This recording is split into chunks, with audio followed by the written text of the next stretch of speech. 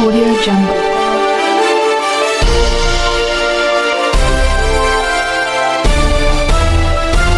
Audio Jungle.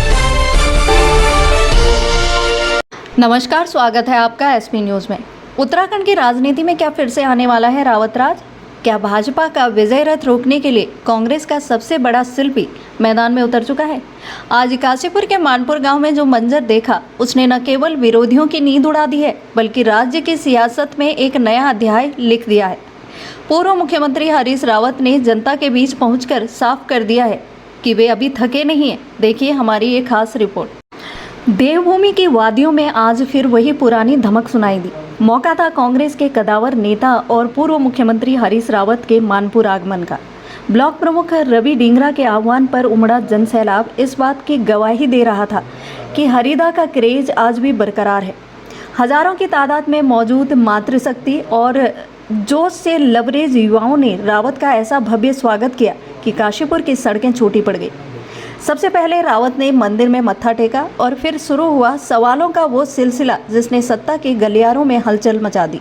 देवभूमि की वादियों में आज फिर वही पुरानी धमक सुनाई दी।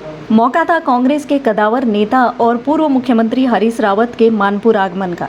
ब्लॉक प्रमुख रवि डिंगरा के आह्वान पर उमड़ा जनसैलाब इस बात की गवाही दे रहा था कि हरिदा का क्रेज आज भी बरकरार है। हजारों की तादाद में मौजूद मातृशक्ति और जोश से लबरेज युवाओं ने रावत का ऐसा भव्य स्वागत किया कि काशीपुर की सड़कें छोटी पड़ गई। सबसे पहले रावत ने मंदिर में मत्था टेका और फिर शुरू हुआ सवालों का वो सिलसिला जिसने सत्ता के गलियारों में हलचल मचा दी। अपनी 15 दिन की छुट्टी पर मचे घमासान पर भी रावत ने करारा प्रहार किया। उन्होंने विरोधियों को आईना दिखाते हुए कहा कि 59 साल की तपस्या के बाद 15 दिन का अवकाश उनका अधिकार है और जो लोग तांत्रिक मांत्रिक जैसे शब्दों का प्रयोग कर रहे हैं वे अपनी मर्यादा गिरा रहे हैं। वहीं 2027 के चेहरों के सवाल पर उन्होंने साफ किया कि उत्तराखंड में चेहरा आला कमान तय करेगा, लेकिन दिल्ली में उनकी ताकत सिर्फ राहुल गांधी है। क्या हरीश रावत का यह कुमाऊं से गढ़वाल तक का दौरा 2027 में कांग्रेस के लिए सत्ता की चाबी बनेगा? क्या भाजपा के बनवास वाले तंज का जवाब रावत की यह लोकप्रियता दे पाएगी? फिलहाल मानपुर के इस शक्ति प्रदर्शन ने उत्तराखंड की चुनावी बिसात बिछा दी है। मैं रवि को ये कहने आया हूँ कि लगे रहो मुन्ना, और ये चुनाव में पराजित हुए हमको बड़ा धक्का लगा, बड़ा बुरा। उत्साही नौजवान है और फिर मैं मातृशक्ति से बातचीत करने आया हूँ, तो रवि ने कहा मातृशक्ति से आपकी बातचीत करवाएंगे। बड़ी खुशी है कि बड़ी संख्या में बहनें यहाँ आई और बातचीत सरकार लगातार आपको महिला जो आपको घेर रही है, इसमें आपका क्या कहना है? भाजपा प्रपंची है, झूठी है, लबाड़ है। महिला आरक्षण विधेयक संसद में 2023 में सर्वसम्मति से पारित हुआ।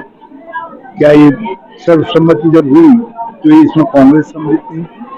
क्या इसमें इंडिया गठबंधन सम्मिलित नहीं था?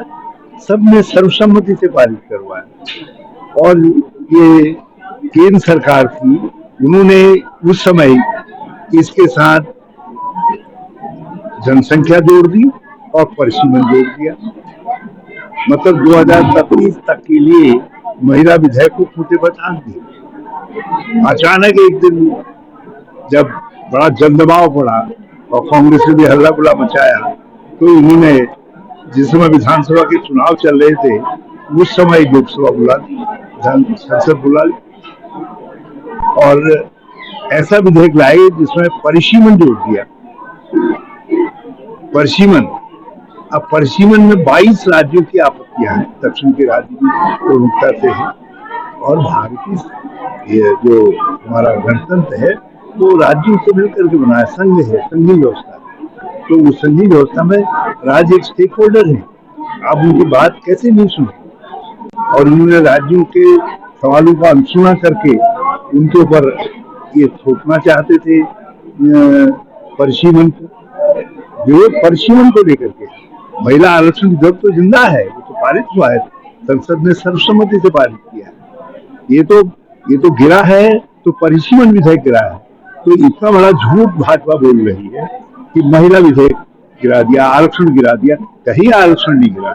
हम तो कह रहे भाजपा के लोग ईमानदार हो तो परिसीमन पर राज्यों की से बातचीत शुरू करो और 10-12 दिन के अंदर एका बना लो और फिर से लोकसभा आहूत करो, संसद आहूत करो। हम पार्लियामेंट में साथ देंगे। यदि परिसीमन में राज्यों की शंकाओं का निराकरण हो जाता है तो कांग्रेस पूरा साथ देगी। और हमने एक दूसरा प्रपोजल भी दिया है जो 2023 में भी दिया था, उसको फिर दोहरा रहे हैं कि 543 जो संख्या है उसी में से 1/3 को महिलाओं के लिए आरक्षित करो। और हमने तो उत्तराखंड में एक कदम आगे बढ़ करके कहा है कि पायलट प्रोजेक्ट के रूप में 2027 में आप उत्तराखंड में इसको लागू कर दीजिए। जो 70 विधानसभाएं हैं उनमें से 30% महिलाओं के लिए आरक्षित कर दीजिए। सर, आप जो अवकाश पे गए थे उस अवकाश के दौरान कांग्रेस के अंदर बड़ा फजीदा हुआ है।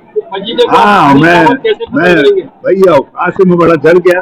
अवकाश तो लेना मेरा अधिकार है किसी भी श्रमिक का। मैं कांग्रेस का श्रमिक हूँ, 59 साल से कांग्रेस की सेवा कर रहा हूँ।